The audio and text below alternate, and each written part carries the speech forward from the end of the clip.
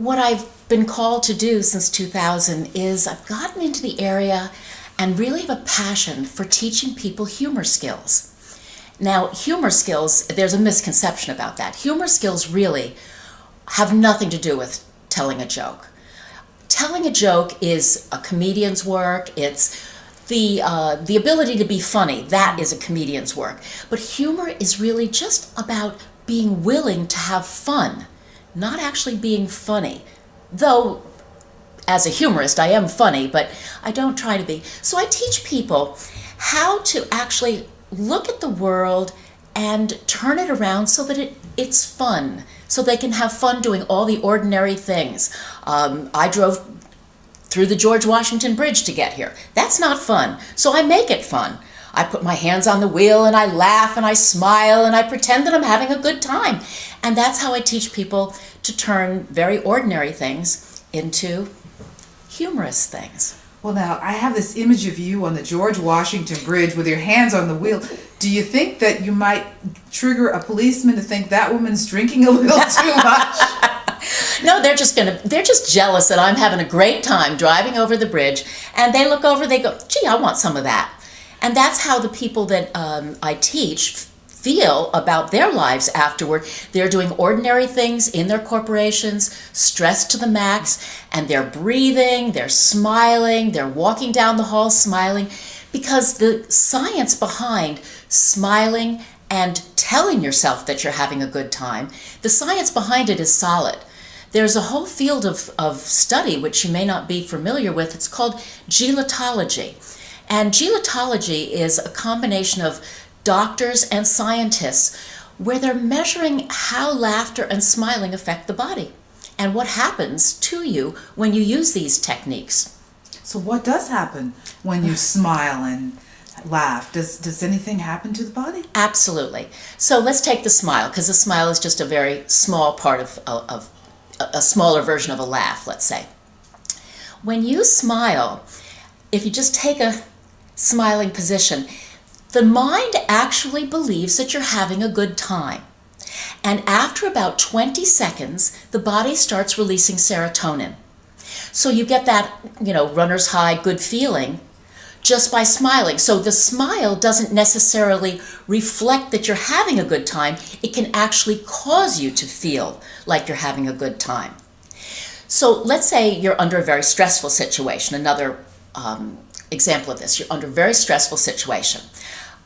You inhale, you exhale, or this is what I teach people to do, exhale, and then I lift it up into a smile. It doesn't change the circumstances of your life. It just changes how you feel in your body during the same circumstances. And it saves you from all the stress that would ravage your body if you didn't relax and smile. As I say, it does not change the circumstances of your life. It just changes the way you hold it. Now, you have a program that deals with stress management. What's the title of your program? I call it Using Humor to Practice Safe Stress. And because safe stress, everyone's got stress. There's no way around that. And I would never talk about what are you stressed by. We just assume that everybody's stressed. And from there, I teach people a few techniques. You see what you want to see. You hear what you expect to hear.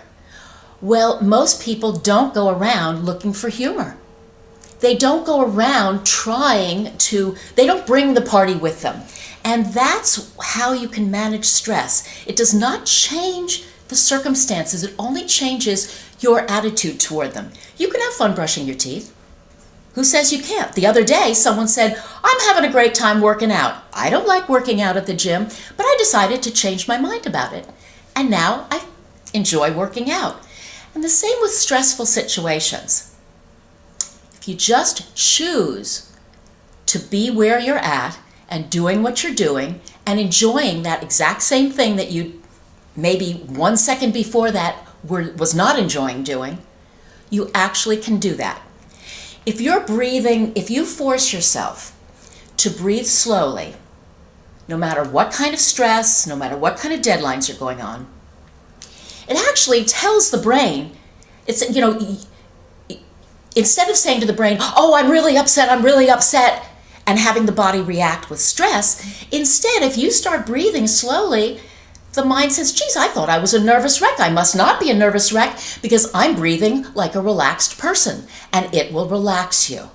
So there's so much to be said about using humor to manage stress. Let me ask you one of those but questions that you get when you're training in a corporation. When you're having a really lousy day, isn't it important to honor that and tell people that it's really a bad day? Isn't it important to be true to yourself in a situation when it's really lousy? Yes. I don't pretend, if my cat died, that would not be a way, I would not look at it and try to find the humor. But that's also a choice. It could also be a choice to find the humor even if my cat died. I believe you should be true to your feelings, but that's a choice. If you want to be in a snit about something, let's take someone said something to you, you didn't think it was fair, or you're doing a job that you didn't think was fair, and you're holding your body in like a snit. What good is that doing you? So you can choose to move on from that and say, oh, well, this situation isn't the way I planned it, and inhale, exhale, and smile. I do this every single day. My husband is in Iraq. He's with the Army Reserves and he's in Iraq. I have to do this day by day, sometimes minute by minute. I tell myself that I'm fine, I'm relaxed, I don't have to ravage my body with stress. It doesn't change the fact that he's still in Iraq. I still have to pay the bills. I still have to brush my teeth. I still have to do all these things, but I can choose to enjoy myself. And that is what I practice, and that is what I preach. Have you had an opportunity, Linda, to share this with the wives of other soldiers in Iraq? It would be nice. The network is not as tight as people think it is. I'm a reservist. I'm a wife of a reservist. So the reserve units are deployed with a huge geographic distribution. Whereas if you're an Army wife on a base, you have a network that's living there of people who are in the thing. So no, I don't. This is very valuable stuff. What would you like to do for a corporation? Let's say someone were bringing you in. What would you do first to begin to train them in the skills that you're talking about? What would HR need to know to be prepared for? I do keynote speeches, and a one-shot deal is not enough. So many corporations have had me back to do 6 weeks in a row where you meet them once a week. They pick lunch because that's an easiest time to do it. So it's a lunch and learn, and for 6 weeks, if you teach a person a skill and really hold them to practicing it, you can really change yourself in a matter of 6 weeks. So I give them an email every day to remind them. I give them homework that they have to do. Keep it foremost in their brain that they're actually trying to develop a new habit of humor. We don't spend any time on jokes. But you would tell an HR person that the personal humor skills that I teach are vital for people's health and welfare. And people who are happy are better workers. Linda, have you been anywhere where people were just so stuck they didn't laugh? There are corporate cultures where they're just really not permitted. It is not acceptable to look like you're enjoying yourself. And people do hold themselves very tight. Corporations have images, and unless from the top down you see that humor is one of the corporate core principles, people do not feel they have permission to laugh and enjoy themselves. You look as if you're not serious about your work. There's a fine distinction between being serious about your work and taking yourself overly seriously. And that's what I teach people. We all make mistakes. I make mistakes constantly. I just made a huge mistake. And what I teach people to do is laugh. And I can use my laughter when I make mistakes now. It's my natural tendency, my natural reaction to laugh and release the pressure of the upset.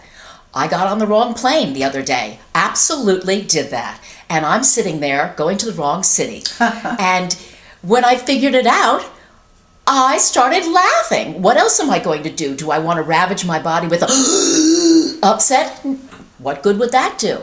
So I laughed, I relaxed, I kept getting upset again and again and used my breathing and relaxed again. And then when the doors opened in the wrong city, I got off and handled the upset. But it doesn't do you any good to, in the moment, to let stress get to your body. But to answer your question about corporations, most corporations are open to people enjoying themselves. But I think that people will have a greater return on investment if they bring in humor skills. yes, Do you find children are more susceptible to this? Have you worked with young people in this project that you're engaged in? actually, I prefer people over 30 years old because people who are in their 20s working, well, children don't need any humor skills. I mean, they think everything's fun and they think everything's funny, but that has been shut down. So by the time you get to be about 30, you're under a lot of stress and you see that there's got to be a way to ameliorate the stress. When you're 20 to 30, it's borderline time. That's people still think they're invincible. They don't understand that stress is probably going to get them. There's a statistic that is astonishing. 85% of the visits to primary care physicians are health-related for stress problems. Stress causes 85% of the visits to primary care physicians. That is so enormous. But if you tell that to someone between 20 and 30, they're usually like, well, that's not going to be me. But people over 30 get that they really have to be able to take on whatever they're taking on in life, but not let their body be ruined by stress. So is there anything that I have not asked you about that you would like to talk about? I love being a humorist. I'm passionate about it. I feel called to do this work because it really changes people's ability to cope with what they're doing. It relaxes the body, which we all need, and it opens up your mind. What's it done for your life? Totally lightened me up. Totally lightened me up. The things that used to annoy me and upset me so quickly do not. I really am looking for the humor. I look for the humor everywhere I go. It's not that I'm looking for someone doing something funny. I am just looking for lightness and fun. And it has very much helped me, especially in waiting for my husband to return from Iraq. Thank you, Linda Stanley. Thank you, Linda MacNeal.